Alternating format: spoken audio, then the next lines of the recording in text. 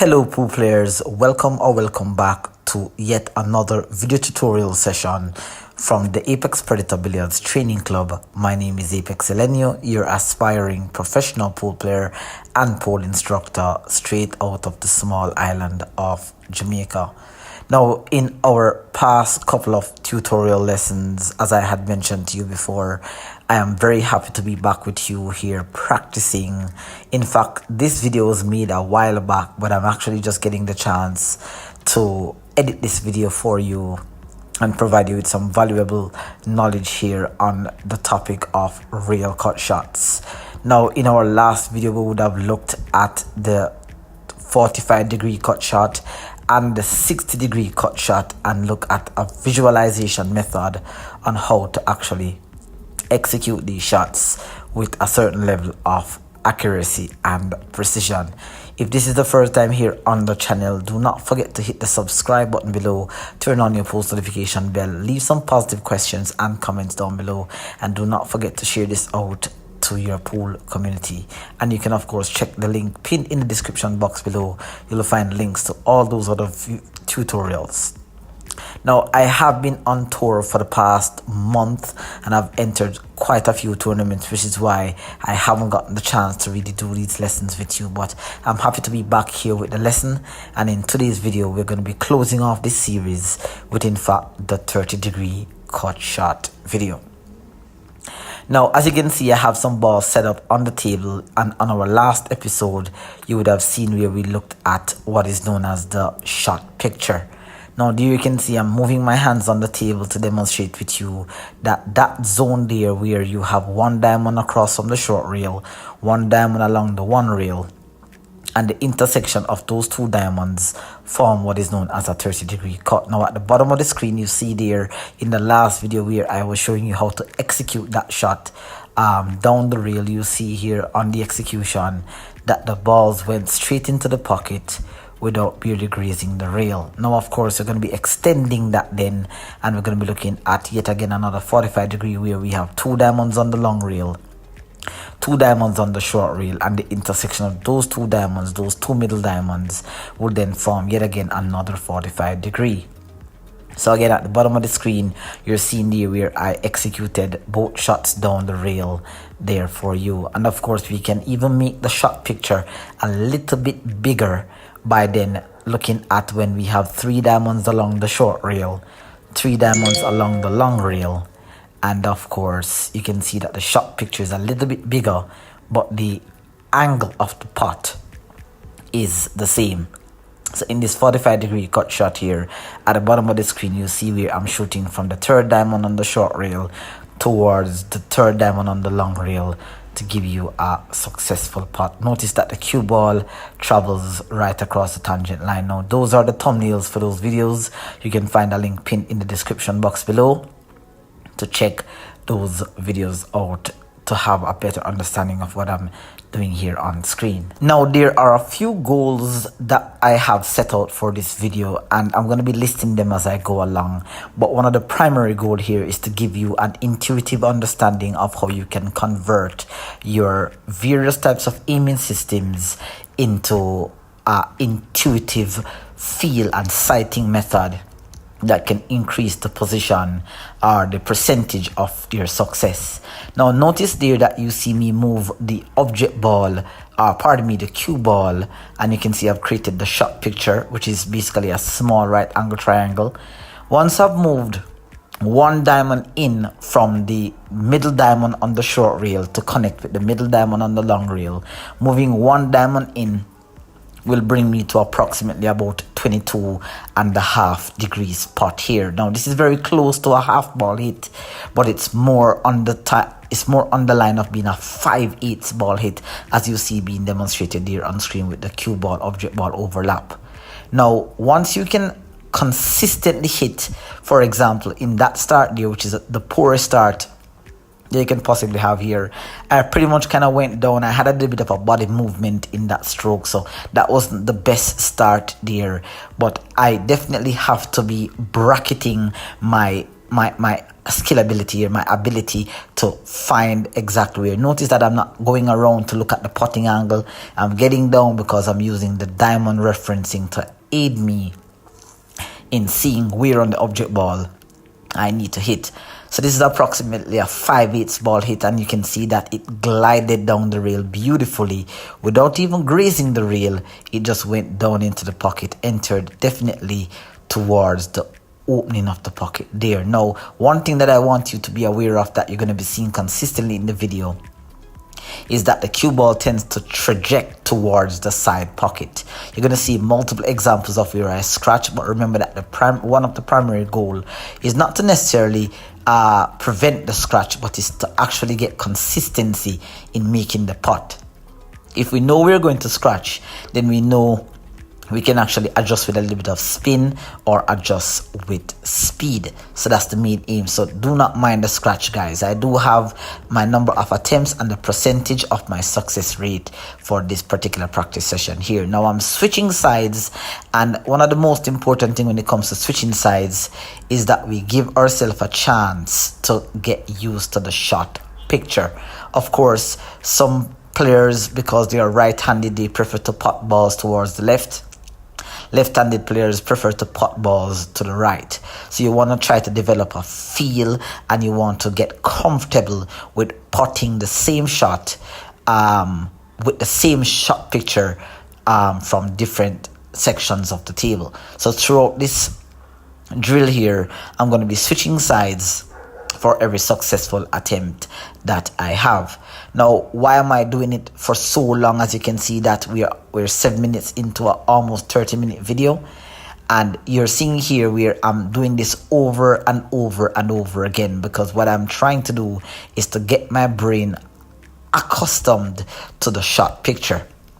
Once when you get down on a shot, guys, and you start to feel that shot picture that I had highlighted earlier in the video, you're gonna of course immediately know where on the object ball you should aim. As I mentioned before, aiming from where I'm aiming at now, this is approximately a 22.5 degree cut, and it's approximately a 5/8 ball hit. So by switching sides and alternating sides in this drill, I'm giving the left side and my right side of my brain and my hand-eye coordination to get feel of the stroke. I want to be able to consistently get down on the object ball and see exactly where I have to aim. Now, of course, this is a reference system. When you're in the actual match or tournament and there's a layer of pressure, you're going to find it a little bit more difficult to execute the putt as successfully as I may be doing in this video. Once again, another clean putt there. This time it entered into the face of the pocket. It did perhaps graze the rail a little bit, but my shot speed, my stroke speed gave me or increased the percentage of the success for that putt. So as I said, alternating the sides, guys, will give you a good chance of your brain getting acclimatized to the shot picture. So that is definitely one of the goals that I want you guys to achieve when you're doing this here. Now again, I'm down on another putt, and as you can see, I'm 4 out of 5 attempts. I'm at 80% success rate. You would have seen in the last video where we looked at the 60-degree cut shot, my overall percentage success for that type of putt was 41%. And if you checked out the previous video on the 45-degree cut shot, you'd have seen where my success rate was 71%. So that's definitely something that you have to be aware of, because even though sometimes you have a shot on the table that you're capable of making, you've got to weigh out the percentage of doing these are shots that, as I said, not this particular one, but the 60-degree and the 45-degree has to be a shot where you literally don't have any other option. So it's somewhat of a low percentage. This one's a high percentage. As you're seeing so far, I'm already at 83% success rate. I've only missed this spot once. But the 60-degree cut shot, that's something that you definitely have to really make up your mind for, especially when you're in a tournament and you're under pressure. Once again there, you've just experienced yet again a second miss shot here. This time, I'm not sure what happened, but I may have just simply rushed the shot just to here. Maybe just kind of waited a little bit too long. Maybe my timing was a little bit off, but I got close.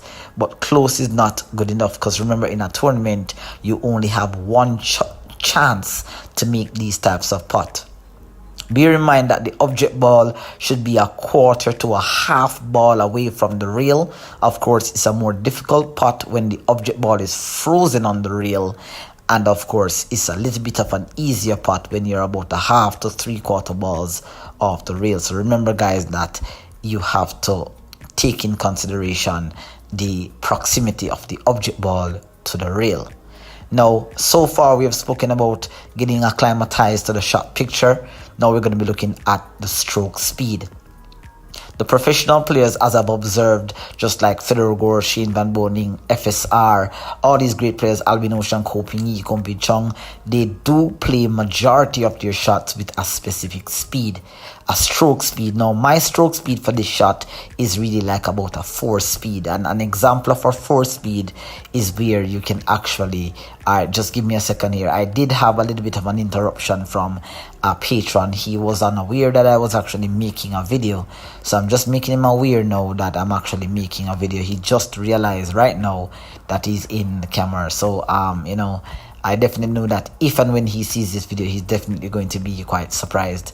But I did experience quite a bit of distraction in this video, even though I still maintain focus and consistency. So as you can see, my videos are being done in a public space, which makes it even a lot difficult to get the success that I want, but it also improved my concentration and focus here. Now let's get back to what we were saying prior to that interruption there. I was talking about the stroke speed, and an example of a ball pocketing speed or stroke speed that you would use is where you roll the cue ball from the bottom of the short rail to hit the opposing short rail, come back down. It's like a lag, but when the ball stops, it should stop somewhere around the foot spot, like about here. That's the kind of speed you want to play these types of shots with. Of course, depending on what you're trying to achieve when you get this type of shot, then you have to kind of determine whether you need to increase your speed. But increasing your speed means that you're going to increase the deflection, and if you increase the deflection, you're definitely reducing the percentage success rate of the putt. So you definitely want to have this type of speed as being demonstrated here on screen. So I'm down on the 4 ball here. Everything is all set. Eyes is locked in. Object ball floats nicely into the pocket. But again, as you can see consistently, that this is a shot that has the high potential to in fact scratch into the side pocket. Now you might see on a few of the attempts already, and you're going to see it as we go on throughout this video, where you see that sometimes I do escape the scratch just maybe above the side pocket or below the side pocket just by a hair. But you notice that the percentage of me scratching is far higher than me not scratching. So it's something that you have to be very aware of by adjusting with a little bit of spin potentially, or a little bit of a harder speed. Now, a lot of the times why I may escape the scratch is how it enters into the pocket. Notice that one entered into the face of the pocket, so it had a little bit of an overcut, and by having a little bit of an overcut, I will come short of the side pocket like you see here. Now in an upcoming example, you see where I sometimes graze the rail going in, and then it goes above the side pocket. So in a second, you're gonna see that being demonstrated here. As I said, guys, I did experience quite a bit of distraction in this in the making of this video. As you can see, it's the middle of the day. All the young players, you know, the leisure players are out playing on the other table. Keep on practice with precision, accuracy, consistency, and control. Apex Elenio signing out. Goodbye.